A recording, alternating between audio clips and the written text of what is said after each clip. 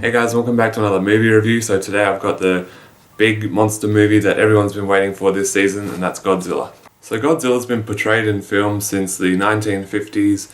We've had many different versions of him. The one I'm most familiar with would be Roland Emmerich's 1998 version of the film with Matthew Broderick, which, you know, it's good as a kid to see that movie, but when you grow older you see the special effects are kind of cheesy, the movie's kind of cheap. But you know, it was good growing up as a kid, but now we've got this newer version directed by Gareth Edwards. I think it's only his second film. It's a sci-fi action monster flick. So I went and saw this film last night and I had pretty high expectations for it because the trailers really built this movie up. I really enjoyed the trailers for this film, and I'd seen a few reviews of it stating that Godzilla hadn't been in much of the movie, but it was still a really good film, so I was kind of, you know, expecting it to be a really good movie. So the film stars Aaron Taylor-Johnson, Bryan Cranston, Ken Watanabe, a few others, Elizabeth Olsen, Juliette, Binoche, Sally Hawkins, David Strathairn.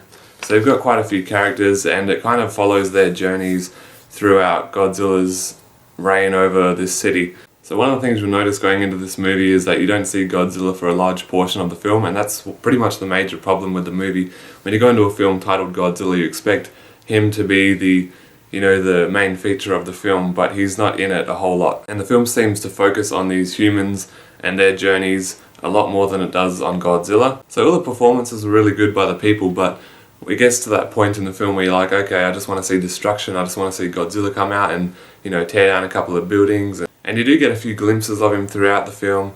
Throughout the beginning half you don't really see much, just a few shots here and there.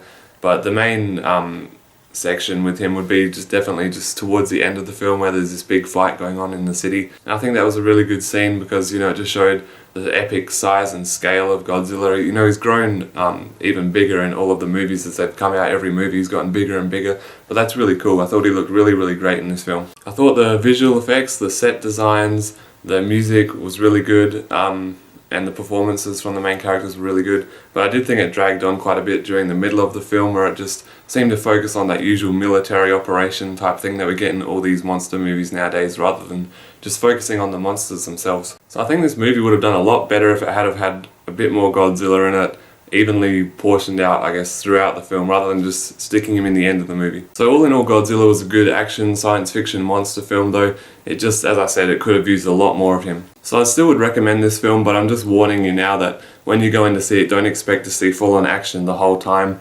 But it has a lot of good character development. Obviously it would have to, with just the human characters in the first 2/3 of the film before you even get to see much action. So I really enjoyed Godzilla still, even though it had a few flaws. It's probably my favourite Godzilla film that I've seen so far, and I'm going to give it a solid B+. So I was hoping to get it into the A category, but unfortunately it wasn't good enough for me, so yeah, had to give it a B+. So thanks for watching my quick review of Godzilla, guys. I hope you really enjoyed it, and yeah, just check out the film because it was a good, decent film at least. So thanks for watching, please subscribe, and I'll see you in my next video. Bye.